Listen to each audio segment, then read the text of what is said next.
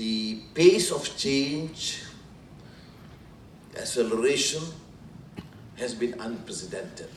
It can be digital technology, it can be just new spheres of knowledge. Problems, or the problematique, as the French say, is also phenomenal. When you talk about climate change, it's not what it used to be in the last few decades. It's affecting the entire world. And the gravity and the breadth of problems is huge and phenomenal. From the problem of migration to the problem of haze in this region, then of course, more pressing issues, industrial pollution, etc. Even in terms of trade and economic policies, it's post-normal because you do not actually anticipate or expect America, particularly under Trump, who has dumped the free trade policies in favor of protectionism. And the least with China, who has been espousing clearly protectionist, communist, close policies to embark upon somewhat free trade arrangement. So it's post-normal. Huge contradictions. And on a lighter note, if I can conclude, as one very prominent political scientist from London said to me, it's also post-normal to have Anwar and Mahathir to work together. But it's good for the good of the country. Now, so you are dealing with a very complex issue.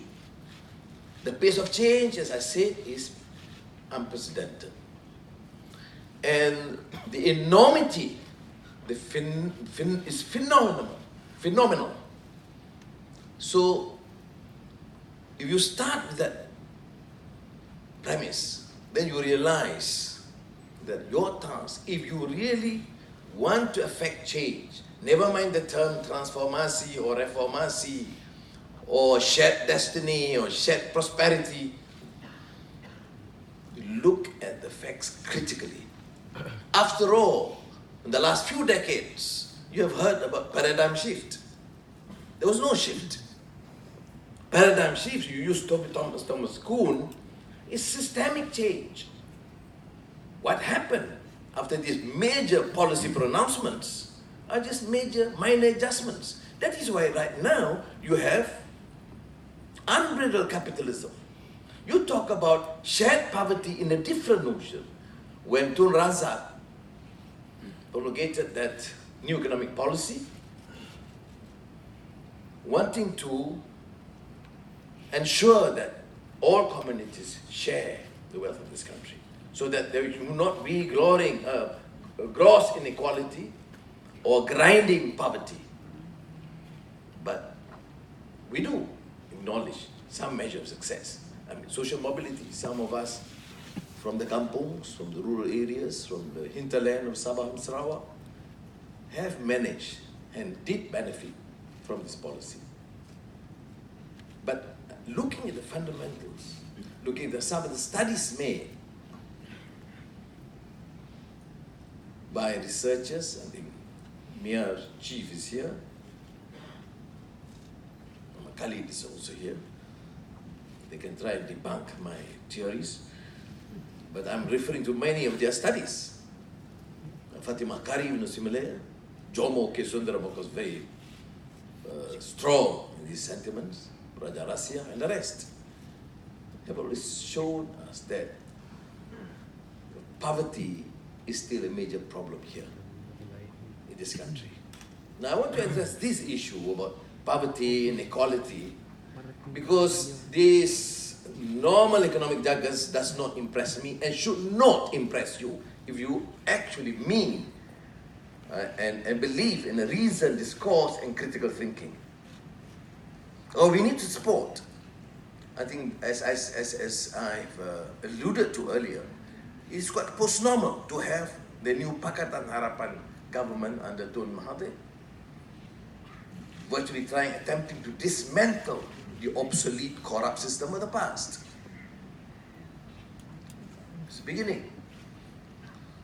There are areas that we've been quite successful, but there are many other major problems that we have to deal with. Ostentatious living styles, endemic corruption, greedy tycoons trying to continue with the dictates of the past. We still have to grapple with some of these problems. But it is a major challenge. It's not easy for the present administration and the Prime Minister to dismantle policy which has been there for 6 decades. But when you talk about poverty, before I deal with the issue of poverty, let me share with you this slide about our growth. I'm using Boston Consulting Group analysis based on SEDA, Sustainable Economic Development Assessment. Mana dia? Slow right and stuff. The first one. Ya, yang ini. Ini nak bagi kuliah depan Kamal Saleh ni susah. Okay. So pretend not to see him, how he reacts. But don't worry, economists are like lawyers and like politicians. Everyone is head of his own mazhab. So they dispute among themselves, so you choose what is best. Now, let us see, can you see this unit? Yang merah, the red represents Malaysia. So what I'm trying to say, based on Sustainable Economic Development Assessment, which looks at per capita investments, market capitalization, growth, education, health, housing, etc., etc., we have somewhat stagnated for the past 1 decade. There is stagnation in the economy of this country. Okay? Now, if there's stagnation, we have a problem to grapple with when you talk about shared destiny or shared prosperity, because what do we share? As the great socialists of our days, we were all socialists when we were young, unlike you. As Churchill used to say, Winston Churchill said, you need to be socialist when you're young, to care, to share. When you start growing, you become executives with Petronas and Maxis, etc. Then you grow a bit capitalistic, right? So, if you see this, in real terms, looking at the complexity and the comprehensive growth scenario, we have somewhat stagnated. So never mind the politics, whether it is Barisan Nasional or UMNO, the fact remains that under the tutelage, in the last 1 decade, the country has not prospered. And to deal with the issue of shared prosperity, the country must grow and prosper. That's my first point. Okay? Now, which means we must accept the fact that the economy must remain our major focus, including with the Pakatan Harapan government. Major, fundamental. And we must do whatever it takes to ensure that we regain the national confidence for domestic investments and foreign direct investments. Because as a trading nation, we need investments. In many areas, digital technology is one, services industry, oil and gas, tourism, because we tend to compare with Zimbabwe and Somalia, which is not really acceptable. So you need tourism compare with Thailand. What is it that they do? Of course, people say, well, di Thailand tu ada wanita cantik. I'm not sure, because my wife's an ophthalmologist. She has put certain ointments that I can only see her as beautiful.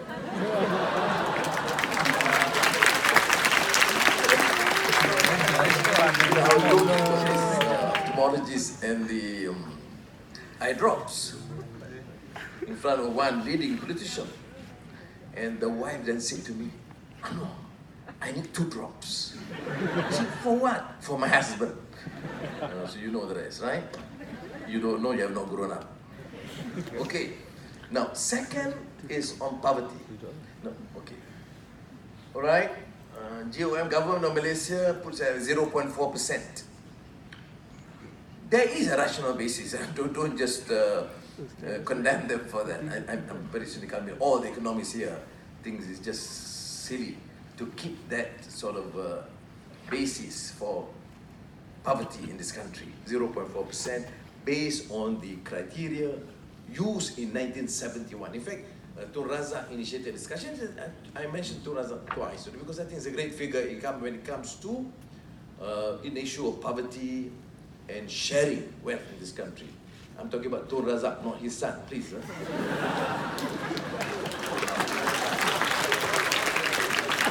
Mungkin bahaya. Muhammad Khalid ni economic advisor to PM, dia kata, Anwar mentioned Razak's family twice. Kan susah nak jawab kan? Now 0.5%, certainly is not realistic. They started planning that after the 13th May tragedy. Then 71 they pronounced in the new economic policy. But it's not tenable.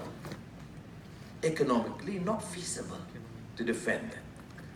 And of course, this was highlighted by Philip Ashton, the UN rapporteur, and it was highlighted in the media. But it's not quite correct, because prior to that, we have local economists who have highlighted these issues for years. I remember since 2008, when I appeared in Parliament, that was my first speech made reference to that, citing works of local economists. And then even attempting to popularize Muhammad Khalid's book, insisting that all MPs read. And he didn't acknowledge me for that. What a friend. Prior to that, Martin Rebellion, although the basis was different, he put it about 2,500 income. University of Malaya, Nkwasi's chair. They have Khazanah Research Institute. Khazanah essentially is a government body. But they have done wonderful research and surveys, which government leaders and bureaucrats must look at seriously and reflect. We don't need to wait for UN or World Bank expert to come and tell us. We have the resources, the capacity, and some expertise. Some certainly commendable. And what's lacking in this country is again the issue, the old construct. We do not make full use of good research to be conducted by our scholars, including Khazanah Research Institute. So, during the first session, the last session of Parliament, first day, I asked this question to the Prime Minister. Are we not making the necessary changes in our analysis or assessment of poverty rate? Because my belief is that it is still problematic, and this must be the new narrative. It is not Melayu lawan China. Because when you talk about poverty, the vast majority remains the Malays. Urban poor, which is a new phenomenon compared to what happened in 1971, has not been addressed seriously. Rural poverty, and the hinterland of Sabah and Sarawak. And I was very pleased when PM Mahathir mentioned that the economic planning unit has now decided to use a multi-dimensional approach to assess poverty, which means I could expect when they launch the Malaysia plan next year, early next year, we see this sharp increase. But we have a problem, because the BN government, BN politician will say, look, under our administration, it was 0.4%. Under Tun Mahathir, it's now 15%. But I think I do understand and appreciate that Tun Mahathir, will take this position and explain. And one thing that you need to realize, including the young, do not underestimate the wisdom of the masses. You should give them information that you work not to have this seminar or conference and discuss and have a discourse among the urban elite and forget and ignore the plight of the poor and the marginalized. You have to go down as a special program that you conduct and speak to the villagers or the urban poor. And I would like to see this coming from you because it makes a world of difference. You are relatively smarter, better exposure, and have a better future. If you don't show enough concern or care or compassion, don't talk about race, don't talk about religion, don't talk about shared prosperity. But this is a challenge to the leaders here. I would like to see in the next few months that you have clear programs, that you go down. Everyone is assigned to choose one village, you go down, interact with them. And if you have problems of funding, you can always go and see the Petronas chiefs. And tell them Anwar punya cadangan. Okay, now, next will be on the issue of unemployment, which is an extension of these arguments. I'm not going to, or Gini coefficient. It's very important. You see, look at the 2012 onwards, it's on the increase. That's why I say it relates to the central issue of stagnation. The economy must be enhanced. So you look at that, now it is certainly worse. And worse among the B40. I want you to appreciate this. Malays, Chinese, Indians, Ibans, Kadazans here. This must be the new narrative. The poor, majority of Malays, some Indians, particularly in the estate sector, Chinese, small in number, but still, they're part of our big Malaysian family, and those from the hinterland of Sabah, Sarawak. B40, struggling to get a place in the university. And then, in the university, now need support, food bank, because they don't have enough funds to survive.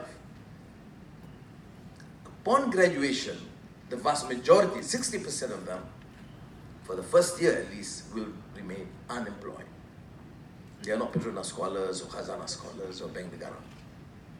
But I want you to feel for them, because we want this Malaysia to survive and change its narrative from the racist and the religious bigots, that we must create this new generation among the young that shows a lot of concern, care, and compassion. They ask me about, as a Muslim, why do you concern yourself too much about the non-Muslim, including my initial proposal that zakat funds can be utilized by non-Muslims. I said, this is my understanding of Islam. Omar ibn Aziz, as a great caliph, governing from Saudi Arabia to Syria to Iraq to Azerbaijan, made sure that zakat funds were utilized for the poor. Of course, the vast majority are Muslims because it's a Muslim state. But the minority, Jews or Christians, were given the necessary support. Of course, it became a contentious debate.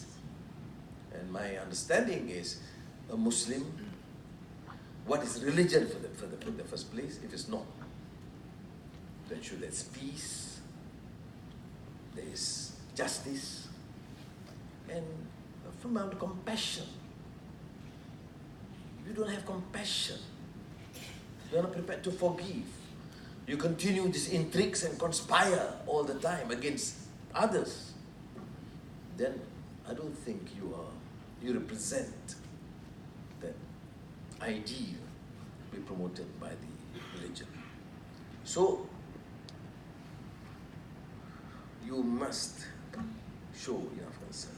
I'm quite cynical, to be frank, and some of my friends, professionals, those among the conglomerates, a bit worried. They think that I'm critical of them. No, I'm not. I'm just appealing to them, including to you.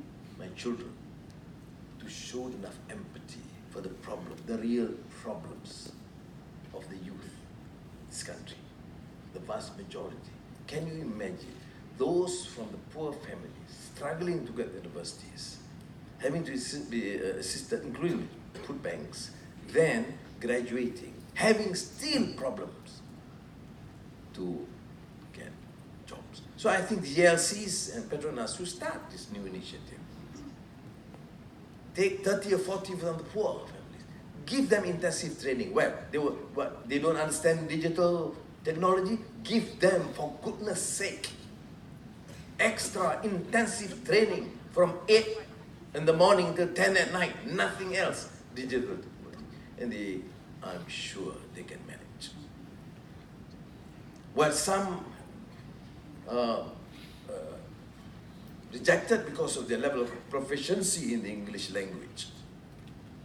Take them. Provide them with this necessary training. I've appealed to companies, Chinese, or whatever. Just take a few. It doesn't matter, Malays or Chinese or Indians, but from this bracket, so that they feel they are part of it. Otherwise, it will be rendered meaningless. It's just another jargon that we use to appeal to the masses, but not even have the capacity to affect the necessary change. We have to start somewhere. And so I'm appealing to JLCs and Petronas to do it now. Yeah, certainly you can take 5, 10, give them the intensive training. Or you choose some of the best of B40. English, intensive English program. I was for a short time at Harvard before Georgetown University, Oxford.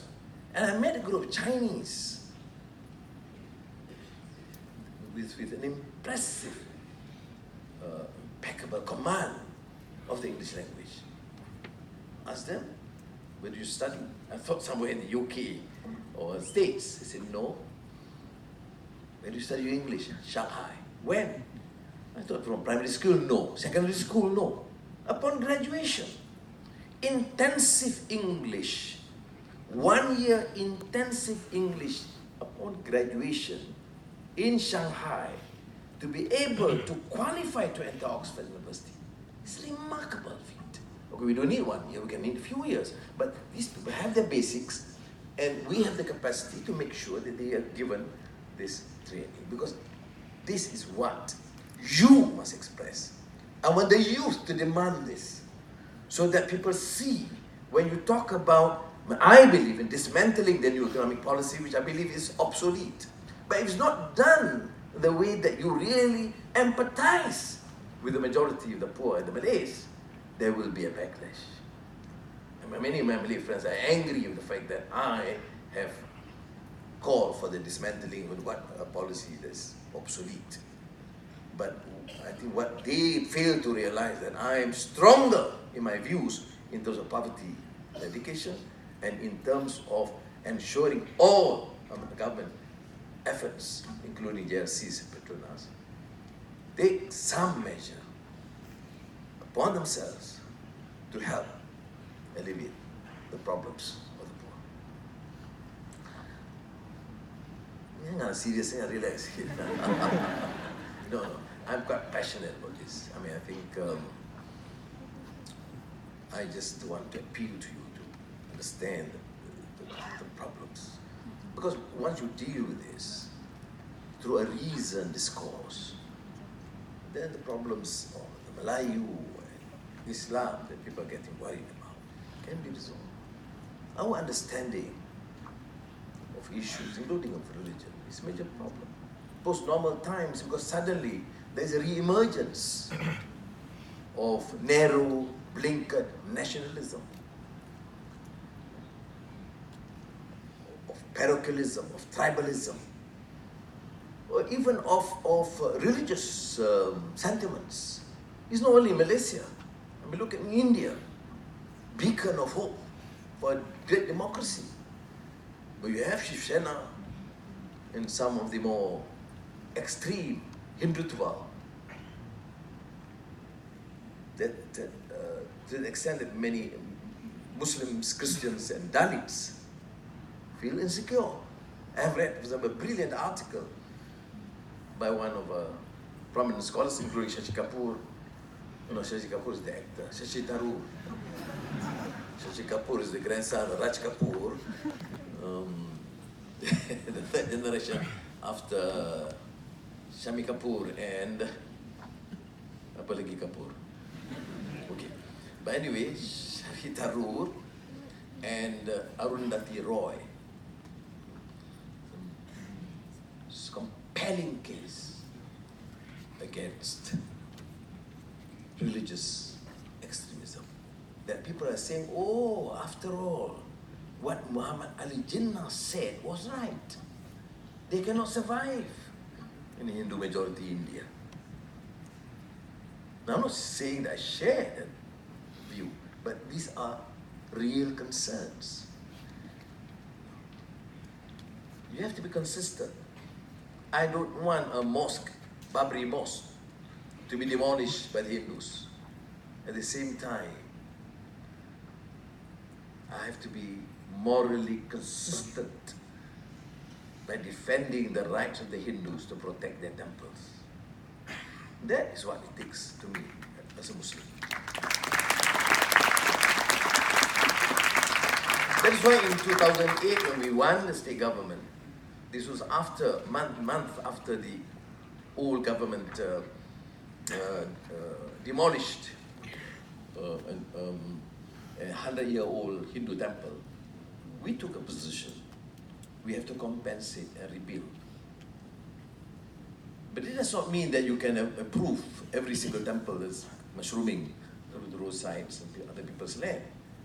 I've had dialogues with them. They say it's not their fault because Lord Shiva appeared in the dream and appeared in this land. So I did dream again and tell Lord Shiva to appear in your land, not in other people's land. Of course, some of them were not too happy. But you know, you must accept this. I mean, our Indian friends, Hindu friends must realize that we must defend their right, but at the same time, they must follow and accept certain rules. You cannot have and build mosque with a very strict, rigorous procedure they need to follow. Similarly, church or Buddhist temples. Now, what I'm saying is, for you, I use the phrase again, reasoned discourse is more appropriate than just critical thinking. Okay. And through this, you must have a morally consistent and coherent message.